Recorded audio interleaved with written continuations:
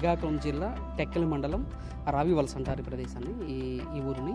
ఇదేంటంటే రావణాసుర సంహారం అయిపోయిన అనంతరం తిరిగి రాముల వారు అయోధ్యకు వెళ్ళిపోతుండగా మార్గ మధ్యంలో ఈ ప్రదేశం నుండి వస్తారు. దీనంటే దండకారణ్య ప్రాంతం అంటారు ఈ ప్రదేశాన్ని. దండకారణ్య ప్రాంతంలో సుమంచ పర్వత ప్రాంతం అని పిలుస్తారు ఈ ప్రదేశాన్ని.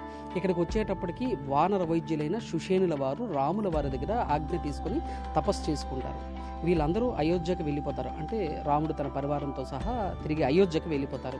రామ పట్టాభిషేకం అయిపోయిన చాలా కాలం వరకు సుషేనుల వారు అయోధ్యకు వెళ్ళకపోవడంతో ఆయన వెతుక్కుంటూ ఆంజనేయ స్వామి వచ్చి చూసేటప్పటికి సుషేనుడు ధ్యానం చేస్తూ అలా ధ్యాన సమాధి స్థితి పొంది ఉంటారు.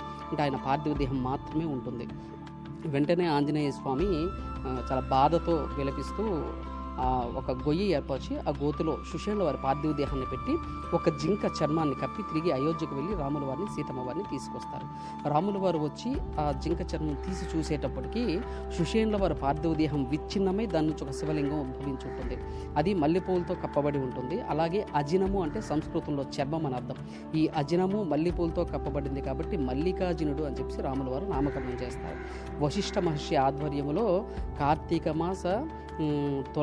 మాసంలో తులా సంక్రమణం శుద్ధ ఏకాదశి రోజు స్వామివారికి అంటే ఈ లింగానికి రాముల వారు స్వయంగా తన స్వహస్తాలతో పూజ చేస్తారు.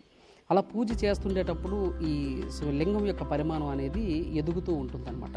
ఇది ఎదుగుతూ ఉంది కాబట్టి అంటే చూస్తుండగానే చాలా పెద్దదిగా అలా ఎదుగుతూ ఉంటుందన్నమాట. ఇలా ఎదుగుతూ ఉంది కాబట్టి మనం దీన్ని ఆలయం అనేది నిర్మించలేము అని అనుకుంటారు. తిరిగి వీళ్ళు అయోధ్యకి వెళ్ళిపోతారన్నమాట.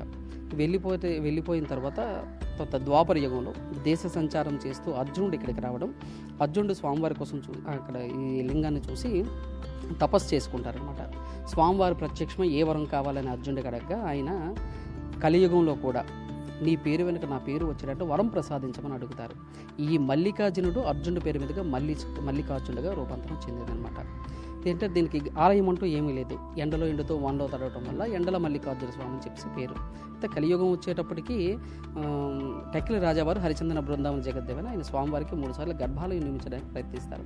3 సార్లు కూడా నిర్మాణం జరగడం, ఆ నిర్మాణం జరిగిన తర్వాత అది కూలిపోవడం అనేది జరుగుతూ ఉండేది. ఇలా అంటే 4వసారి కూడా రాజావారు తన ప్రయత్నాన్ని చేయగా స్వామివారు రాజావారికి కలలో కనిపించి ఒక వానర వైద్యుడైన సుషేనుడు శరీరం నుంచి ఉద్భవించిన శివలింగాన్ని తన చుట్టుపక్కల ఉండే ఈ ప్రదేశంలో చుట్టుపక్కల ఉండే